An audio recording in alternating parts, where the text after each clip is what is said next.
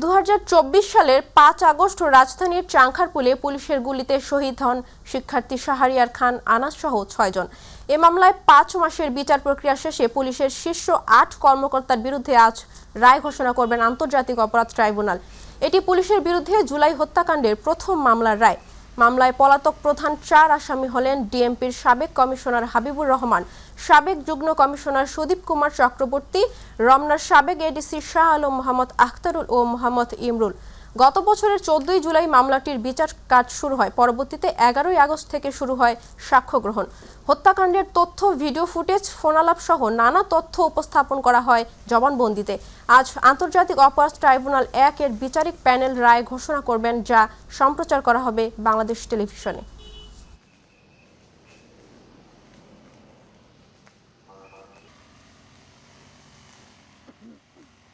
দর্শক, এই মুহূর্তে ট্রাইব্যুনালে আছেন সহকর্মী এস.এম. আরিফ। যুক্ত হচ্ছি তার সাথে। আরিফ, চাংখারপুল হত্যা মামলার রায় আজ। পুলিশের শীর্ষ 8 কর্মকর্তার বিরুদ্ধে প্রথমবারের মতো এই রায় আজ নিয়ে কি খবর আছে আপনার কাছে? বিস্তারিত।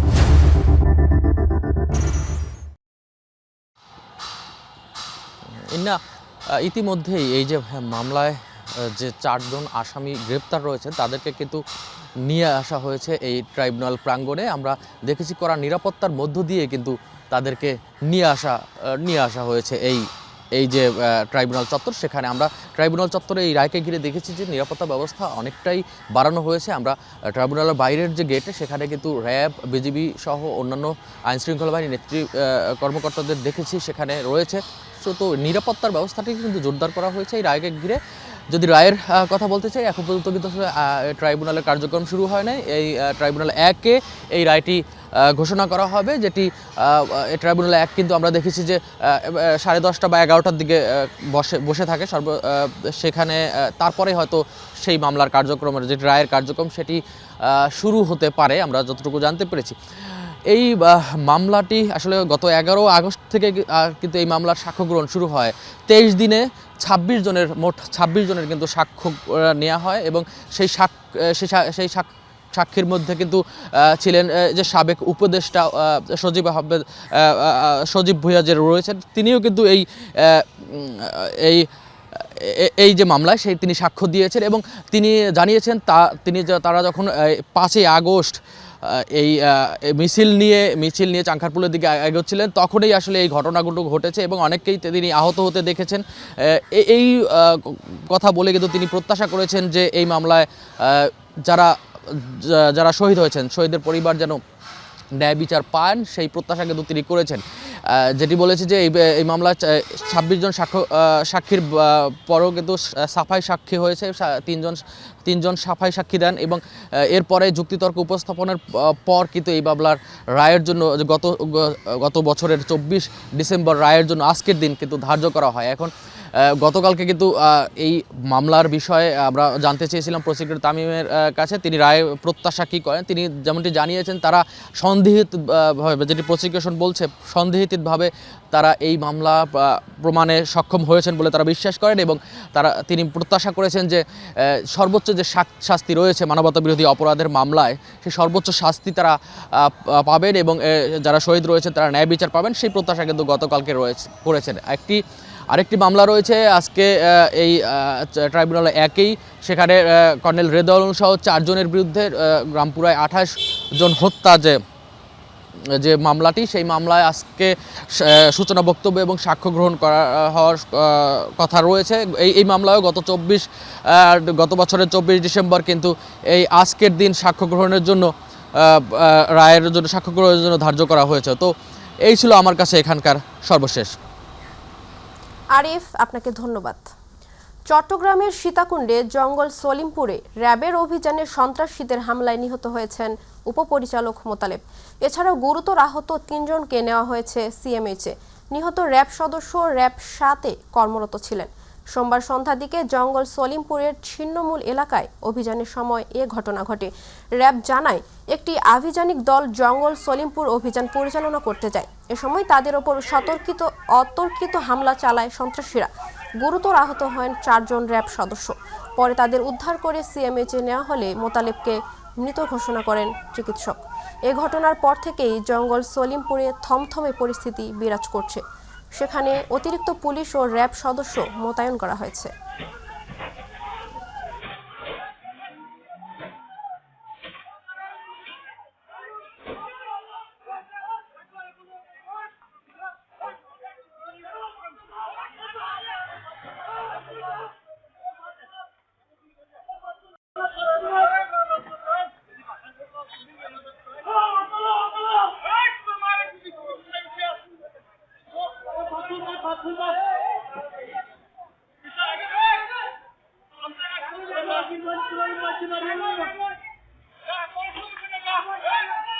ওই নুরুল ইসলাম মনা এবং রাজু, লুৎপুর, জিয়া, লাল বাদশাহ এবং নাজিম, তারপর এই আপনার এই গাজী সাদেক, গোলাম গফুর এবং রোকন মেম্বার, এরা সমষ্টিগতভাবে এই তাণ্ডব লীলা চালাইছে। নোয়াখালীর বিচ্ছিন্ন দ্বীপ উপজেলা হাতিয়া এখন ভূমিদস্যু ও জলদস্যুদের অভয়ারণ্যে পরিণত হয়েছে। চর দখলকে কেন্দ্র করে সশস্ত্র বাহিনীগুলোর দাপটে আতঙ্কিত সাধারণ মানুষ। সাম্প্রতিক রক্তক্ষয়ী সংঘর্ষে প্রাণহানির ঘটনায় পুরো এলাকায় চরম উদ্বেগ বিরাজ করছে। প্রতিনিধি ইউনুস শিকদারের তথ্য ও ছবিতে তামান্না সাদিকার রিপোর্ট। নোয়াখালী জেলা থেকে বিচ্ছিন্ন দ্বীপ উপজেলা হাতিয়া আয়তনে প্রায় 2100 বর্গ কিলোমিটারের এই জনপদ মেঘনা নদীর বুকে জেগে ওঠা অসংখ্য নতুন চরের জন্য পরিচিত। তবে এসব চর এখনকার মানুষের জন্য আশীর্বাদ নয়, বরং আতঙ্কের নাম। স্থানীয়দের অভিযোগ, বছরের পর বছর ধরে চর দখলকে কেন্দ্র করে হাতিয়ায় গড়ে উঠেছে একাধিক ভূমিদস্যু ও জলদস্যু বাহিনী। প্রশাসনের দুর্বল নজরদারিতে এসব বাহিনী দিন দিন আরও শক্তিশালী হয়ে উঠছে। হাতিয়ার আইন শৃঙ্খলা পরিস্থিতি খুবই খারাপ। ইতিপূর্ব এই সমস্ত বাহিনীর হাতে 6 মার্ডার, 7 মার্ডার, অসংখ্য মার্ডার, একসাথে অনেকগুলো মার্ডার সংঘটিত হয়েছে। সম্প্রতি হাতিয়া উপজেলার সুখনগর ইউনিয়নের পাশে নতুন জেগে ওঠা একটি চর দখলকে কেন্দ্র করে কোপা শামসু বাহিনী ও আলাউদ্দিন বাহিনীর মধ্যে ভয়াবহ সংঘর্ষ হয়। সংঘর্ষে দেশীয় অস্ত্র, আগ্নেয় অস্ত্র ও ককটেল ব্যবহার করা হয়। এই গোলাগুলিতে দুই বাহিনীর প্রধান সহ নিহত হয় 8 জন। এই ঘটনায় পুরো হাতিয়া উপজেলায় ছড়িয়ে পড়ে আতঙ্ক। দোকানপাট বন্ধ হয়ে যায়, স্থবির হয়ে পড়ে জনজীবন। সন্ত্রাসীদের দৌরত্বটা আরও বেড়ে গিয়েছে এবং কি অস্ত্রের জঞ্জনানি যেটা হাতিয়াকে একটি মৃত্যুরূপতে পরিণত করেছে। ভূমিদস্যু, স্থলদস্যু যারা রয়েছে সকলের আতঙ্কে হাতিয়ার মানুষ নির্ঘুমে দিন কাটাচ্ছে। দুর্গম এলাকা হওয়ায় অভিযান পরিচালনা কিছুটা চ্যালেঞ্জিং বলে জানিয়েছে পুলিশ। তবে বর্তমানে যৌথ বাহিনী অভিযান চলছে এবং খুব শীঘ্রই বড় ধরনের অভিযান পরিচালনা করা হবে বলে জানিয়েছেন অতিরিক্ত পুলিশ সুপার। আমাদের অভিযান পরিচালিত হচ্ছে, আমাদের পুলিশের পাশাপাশি অন্যান্য বাহিনী আমাদের সহযোগিতা করছে। একসাথে আমরা যৌথ অপারেশন করব এবং এটা চলমান থাকবে। স্থানীয়রা আশঙ্কা করছেন সামনের নির্বাচনকে কেন্দ্র করে আবারও সশস্ত্র গ্রুপগুলো আধিপত্য বিস্তারের চেষ্টা করতে পারে। দ্রুত কার্যকর ব্যবস্থা না নিলে পরিস্থিতি আরও ভয়াবহ হয়ে উঠতে পারে। তামান্না সাদিকা, মাই টিভি নিউজ ডেস্ক। মৎস্য ও প্রাণী সম্পদ মন্ত্রণালয়ের উপদেষ্টা ফরিদা আক্তার বলেছেন, এবারের নির্বাচন অন্যান্য সব নির্বাচনের চেয়ে ভিন্ন ও তাৎপর্যপূর্ণ। এই নির্বাচনের পর জুলাই সনদ বাস্তবায়ন হবে কিনা এমন প্রশ্ন তোলার আর কোনো সুযোগ নেই, কারণ জুলাই সনদে স্বাক্ষর করা রাজনৈতিক দলগুলি এবারে নির্বাচনে অংশগ্রহণ করছে এবং সনদ বাস্তবায়নের দায়ভার তাদেরই।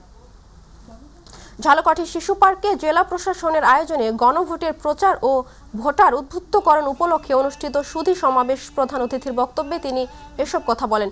ফরিদা আক্তার আরও বলেন, শহীদ ওসমান হাদি নির্বাচন করতে চেয়েছিলেন, কিন্তু তা সম্ভব হয়নি। তার থেকে স্বপ্ন ও আকাঙ্ক্ষাকে সম্মান জানাতে হলে এবারের নির্বাচনকে অবশ্যই সুষ্ঠু, অবাধ ও সুন্দর করতে হবে। ঘুষ লেনদেন ও মানি লন্ডারিং এর অভিযোগে জাতীয় পার্টির সাবেক মহাসচিব মশিউর রহমান রাঙ্গা ও কুড়িগ্রাম 2 আসনের সাবেক সংসদ সদস্য পনির উদ্দিন আহমেদের বিরুদ্ধে মামলা করার সিদ্ধান্ত নিয়েছে দুর্নীতি দমন কমিশন। একাদশ জাতীয় সংসদ নির্বাচনে অংশগ্রহণের সুযোগ করে দিতে 1,70,00,000 টাকা ঘুষ লেনদেন এবং ওই অর্থ স্থানান্তর ও নগদায়নের অভিযোগে এ মামলা করা হবে। সোমবার দুদকের প্রধান কার্যালয়ে সংবাদ সম্মেলনে কমিশনের মহাপরিচালক মোহাম্মদ আখতার হোসেন এ তথ্য দিয়েছেন। দুদকের ভাষ্য, 2018 সালের 11 নভেম্বর 25 লাখ টাকা করে 2 দফায় মোট 50 লাখ টাকা, 19 নভেম্বর 50 লাখ টাকা, 22 নভেম্বর 40 লাখ টাকা এবং 25 নভেম্বর 10 লাখ টাকা নগদ জমা দেওয়া হয়। এভাবে মোট 1,50,00,000 টাকা নগদে জমা ও ক্যাশ করা হয়। অন্যান্য লেনদেন সহ সব মিলিয়ে 1,70,00,000 টাকা ঘুষ হিসাবে লেনদেনের প্রমাণ পাওয়ার কথা বলছে দুদক। জনাব মোহাম্মদ মশিউর রহমান রাঙ্গা, সাবেক মহাসচিব এবং জাতীয় পার্টির প্রেসিডিয়াম সদস্য, সাবেক পল্লী উন্নয়ন ও সমবায় প্রতিমন্ত্রী, গাতোয়া এরুসের সাথে অসঙ্গতিপূর্ণ সম্পদ অর্জন করেছেন মর্মে প্রাথমিকভাবে প্রতীয়মান হয় তার প্রতি দুর্নীতি দমন কমিশন আইন 2004-এর 26(1) ধারায় সম্পদ বিবরণী দাখিলের আদেশ জারির সিদ্ধান্ত গৃহীত হয়েছে। আসন্ন ত্রয়োদশ জাতীয় সংসদ নির্বাচন সামনে রেখে বাংলাদেশ জামায়াতে ইসলামীর উদ্যোগে আয়োজিত পলিসি সামিট 2026 শীর্ষক অনুষ্ঠানের কার্যক্রম শুরু হয়েছে। এই সামিটে বিভিন্ন দেশের রাষ্ট্রদূত, রাজনৈতিক দলের শীর্ষ নেতা, বিশিষ্ট ব্যবসায়ী, পেশাজীবী, শিক্ষাবিদ ও জ্যেষ্ঠ গণমাধ্যম ব্যক্তিরা অংশ নিয়েছেন। দর্শক, এই মুহূর্তে অনুষ্ঠানস্থলে আছেন সহকর্মী ইলিয়াস মাদবর, যুক্ত হচ্ছি তার সাথে।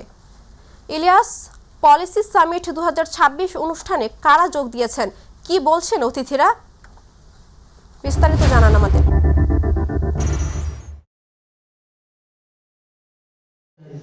আপনাকে ধন্যবাদ। আমরা এখন রয়েছি রাজধানীর শাহবাগে ইন্টারকন্টিনেন্টাল হোটেলের বলরুমে। জামাত ইসলামী আগামী নির্বাচনকে সামনে রেখে পলিসি সামিটের আয়োজন করেছে ইন্টারকন্টিনেন্টালের বলরুমে। এটা সকাল 9টা থেকে শুরু হয়েছে। এদিকে উদ্বোধনী বক্তব্য দিয়েছেন জামাতের আমির ডাক্তার শফিকুর রহমান। তিনি যেমনটা বলেছেন যে সারা বিশ্বের মানুষ জানে যে 2024 সালে বাংলাদেশে কি ঘটনা ঘটেছিল। 2024 সালে নিজেদেরকে যে মুক্ত করেছিল বাংলাদেশ একটি ফ্যাসিস্ট সরকারের হাত থেকে, সেটাই মূলত তিনি বলেছেন। এছাড়া এই সামিটে অংশ নিয়েছেন বিভিন্ন দেশের কূটনৈতিক এবং বিভিন্ন রাজনৈতিক দলের নেতারা এবং বিভিন্ন ব্যবসা প্রতিষ্ঠানের বা বিভিন্ন গ্রুপের শীর্ষ যারা রয়েছেন তারা। এছাড়া যে আপনার আরেকটি বিষয় জানা যে এছাড়া যে শীর্ষ যে সিনিয়র সাংবাদিকরা রয়েছেন তারাও কিন্তু এখানে অংশ নিয়েছেন। এদিকে যে আগামী নির্বাচনকে সামনে রেখে যে জামাতের পলিসিটা কি হবে এই বিষয়ে মূলত আসলে এখানে আলোচনা হতে, তারা যে তাদের যে প্রতিটা টেবিলে দেখা যাচ্ছে তাদের নিজেদের যে দলীয় লোক, এছাড়াও বিভিন্ন যে সাংবাদিক, রাজনৈতিক নেতারা রয়েছেন তাদের সাথে বিভিন্ন কথা হচ্ছে। যে এতে বোঝা যাচ্ছে যে আগামী নির্বাচনে জামাতের পলিসিটা কেমন হবে এবং নির্বাচনে যদি জামাত জয়ী হয় তাহলে তাদের যে দেশ কীভাবে চালাবেন সে বিষয়ে বিস্তারিত আলাপ আলোচনা হচ্ছে তাদের মধ্যে। এছাড়া যে শুরুতে যে উদ্বোধনী বক্তব্য দিয়েছেন জামাতে আমির, তিনি বিভিন্ন বিষয়ে কথা বলেছেন। তিনি বলেছেন যে অন্তর্বর্তী সরকারকে নিয়ে তিনি ধন্যবাদ দিয়েছেন। তারা চেষ্টা করেছে দেশের শান্তি শৃঙ্খলা বজায় রাখতে, এমনটি তিনি বলেছেন। এটা বাংলাদেশের নতুন বিশ্ব যাত্রা শুরু করেছে বলেও তিনি বলেছেন। এছাড়া সকালে শুরু হয়েছে, এটা দিনব্যাপী চলবে তাদের এই প্রোগ্রামটি। যদিও উদ্বোধনী বক্তব্য দিয়েছেন, এছাড়া দলের নেতারা এবং কূটনৈতিক যারা রয়েছেন তারা, বিভিন্ন দেশের কূটনৈতিকরা এবং সিনিয়র সাংবাদিক এবং ব্যবসায়ী যারা রয়েছেন তারা এখানে মূলত বক্তব্য রাখবেন। সারাদিনে কি আলোচনা হয়, কি বক্তব্য দেন, আমরা আসলে যখন জানতে পারবো তখন পরবর্তীতে আপনার মাধ্যমে দর্শকদেরকে জানানোর চেষ্টা করব। রাজধানী শাহবাগ থেকে, ইন্টারকন্টিনেন্টাল থেকে এ ছিল আমার কাছে সর্বশেষ। ইলিয়াস, আপনাকে ধন্যবাদ। কক্সবাজারের উখিয়ায় রোহিঙ্গা ক্যাম্পে আবারও ভয়াবহ আগুনের ঘটনা ঘটেছে। আগুনে পুড়ে ছাই হয়ে গেছে ঘরবাড়ি, আসবাবপত্র, মসজিদ, মক্তব সহ নানা স্থাপনা। গতরাত 3টার দিকে পালংখালী ইউনিয়নের 16 নম্বর শফিউল্লাহ কাটা ক্যাম্পে এই আগুন লাগে। ফায়ার সার্ভিস জানায় 16 নম্বর ক্যাম্পের D4 ব্লকে একটি লার্নিং সেন্টার থেকে আগুনের সূত্রপাত ঘটে। মুহূর্তেই আগুন পার্শ্ববর্তী বসতঘর ও শেডগুলোতে ছড়িয়ে পড়ে। উখিয়া ফায়ার সার্ভিস ও সিভিল ডিফেন্সের স্টেশন অফিসার ডলার ত্রিপুরা জানান, খবর পাওয়ার পরপরই 2টি ইউনিট দ্রুত ঘটনাস্থলে পৌঁছে আগুন নিয়ন্ত্রণের কাজ শুরু করে। পরে ফায়ার সার্ভিসের 8টি ইউনিটের প্রায় 3 ঘন্টার চেষ্টায় ভোর 5টা 50 মিনিটের দিকে আগুন নিয়ন্ত্রণে আনা সম্ভব হয়। দেশের আকাশে পবিত্র শাবান মাসের চাঁদ দেখা যায়নি। সেক্ষেত্রে আগামী বুধবার শাবান মাস শুরু হবে। সেই হিসেবে আগামী 3 ফেব্রুয়ারি দিবাগত রাতে পবিত্র শবে বরাত পালিত হবে। ইসলামিক ফাউন্ডেশন বায়তুল মোকাররম সভাকক্ষে জাতীয় চাঁদ দেখা কমিটির সভা শেষে এ তথ্য জানান ধর্ম মন্ত্রণালয়ের সচিব মোহাম্মদ কামাল উদ্দিন। সভায় জানানো হয়, সব জেলা প্রশাসন, ইসলামিক ফাউন্ডেশনের প্রধান কার্যালয়, বিভাগীয় ও জেলা কার্যালয়, আবহাওয়া অধিদপ্তরের সব কার্যালয় এবং মহাকাশ গবেষণা থেকে প্রাপ্ত তথ্যানুযায়ী সোমবার সন্ধ্যায় বাংলাদেশের আকাশে কোথাও পবিত্র শাবান মাসের চাঁদ দেখা যাওয়ার সংবাদ পাওয়া যায়নি। ফলে আগামী বুধবার থেকে পবিত্র শাবান মাস গণনা শুরু হবে। বিএনপির সাংগঠনিক সম্পাদক ও ফরিদপুর 2 আসনের ধানের শীষ প্রতীকের প্রার্থী সমা ওয়াদেত ইসলাম রিঙ্কু বলেছেন, আগামী জাতীয় সংসদ নির্বাচন কোনো সহজ নির্বাচন নয়। এখানে কোনো দল বা প্রার্থীকে ছোট করে দেখার সুযোগ নেই। সোমবার বিকেলে ফরিদপুরের নগরকান্দার তালমা ইউনিয়নের বেলনালিয়া স্কুল মাঠে সাবেক প্রধানমন্ত্রী ও বিএনপির চেয়ারপারসন বেগম খালেদা জিয়ার রুহের মাগফিরাত কামনায় আয়োজিত স্মরণ সভা ও দোয়া মাহফিলে প্রধান অতিথির বক্তব্যে তিনি এসব কথা বলেন। অনুষ্ঠানে বিশেষ অতিথির বক্তব্য দেন ফরিদপুর জেলা বিএনপির যুগ্ম আহ্বায়ক সৈয়দ জুলফিকার হোসেন জুয়েল ও খন্দকার টুলু। আদর্শের কথা বলবো, ধানের শীষের কথা বলবো, জনাব তারেক রহমানের কথা বলবো। আমরা বিএনপি যদি সরকারে আসে, ধানের শীষ যদি সরকারে আসে, আমি রিঙ্কু যদি এমপি হতে পারি, তাহলে অত্র এলাকার কি কি উপকার আমি করতে পারি, সেই কয়টা যদি আমরা মানুষকে বুঝায় বলতে পারি, আমার মনে হয় যথেষ্ট। দিনাজপুরের পার্বতীপুরে শহীদ রাষ্ট্রপতি জিয়াউর রহমানের 90তম জন্মবার্ষিকী এবং সাবেক প্রধানমন্ত্রী ও বিএনপি চেয়ারপারসন বেগম খালেদা জিয়ার আত্মার মাগফিরাত কামনায় দোয়া মাহফিল ও আলোচনা সভা অনুষ্ঠিত হয়েছে। উপজেলা যুব দলের উদ্যোগে গতকাল রাতে পার্বতীপুর কেন্দ্র বাস টার্মিনাল চত্বরে এর আয়োজন করা হয়। এ সময় বিএনপির মনোনীত প্রার্থী ব্যারিস্টার AKM কামরুজ্জামান, উপজেলা যুব দলের সিনিয়র যুগ্ম আহ্বায়ক মমিনুল ইসলাম, সদস্য সচিব মাহবুবুর রশিদ সংগ্রাম সহ নেতাকর্মীরা উপস্থিত ছিলেন। সাবেক প্রধানমন্ত্রী ও বিএনপির চেয়ারপারসন মরহুমা বেগম খালেদা জিয়ার আত্মার মাগফিরাত কামনায় সিলেটের জাফলংয়ে বিভিন্ন এলাকায় পথসভা ও দোয়া মাহফিল অনুষ্ঠিত হয়েছে। জাফলংয়ের তামাবিল কয়লা ও পাথর আমদানি কারগ্রস্তের পর আয়োজনে অনুষ্ঠিত আলোচনা সভায় সভাপতিত্ব করেন রফিকুল ইসলাম শাহপরান। সঞ্চালনায় ছিলেন ইলিয়াস উদ্দিন লিপু। প্রধান অতিথির বক্তব্যে সিলেট 4 আসনের বিএনপির মনোনীত প্রার্থী আরিফুল হক চৌধুরী দেশবাসীর কল্যাণ কামনায় দোয়া করেন। খুলনা জেলা পরিষদে অভিযান চালিয়েছে দুর্নীতি দমন কমিশন। সোমবার দুপুরে দুদকের একটি দল জেলা পরিষদ কার্যালয়ে অভিযান পরিচালনা করে।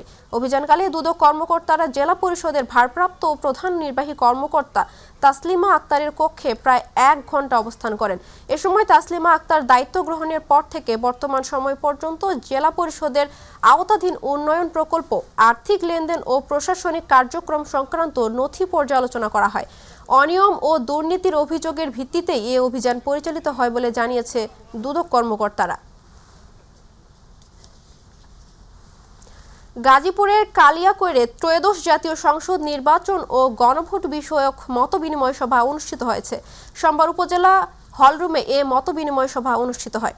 উপজেলা নির্বাহী কর্মকর্তা AHM ফখরুল হোসেনের সভাপতিত্বে প্রধান অতিথি হিসেবে উপস্থিত ছিলেন মোহাম্মদ আলম হোসেন, জেলা প্রশাসক গাজীপুর।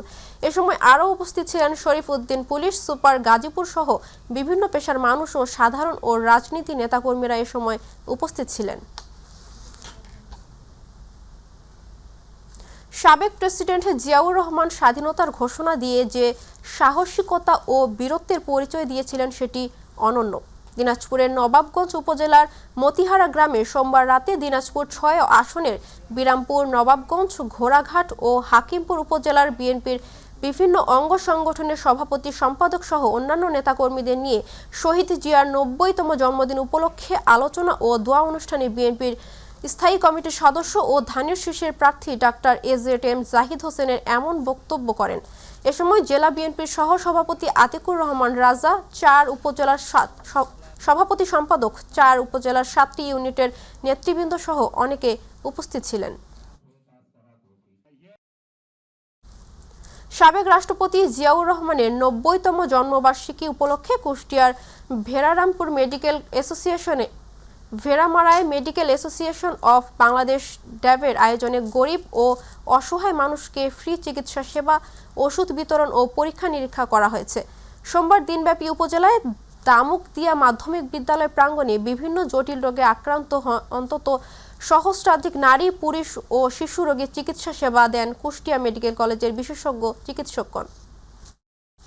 চট্টগ্রামের টেকভাইটালের উদ্যোগে লঞ্চ করা হয়েছে ইন্টিগ্রেটেড ক্লিনিক্যাল ল্যাবরেটরি অ্যানালাইজার। চট্টগ্রামে আয়োজিত অনুষ্ঠানে এই আধুনিক ল্যাব সিস্টেমটি উন্মোচন করা হয়। এতে চট্টগ্রামের বিভিন্ন হাসপাতাল ও ডায়াগনস্টিক সেন্টারের মালিক, চিকিৎসক ও ল্যাব টেকনিশিয়ানরা উপস্থিত ছিলেন। সংশ্লিষ্টরা জানান, এই পদ্ধতিতে ল্যাব ব্যবস্থাপনায় দক্ষতা ও নির্ভুলতা বাড়াতে গুরুত্বপূর্ণ ভূমিকা রাখবে।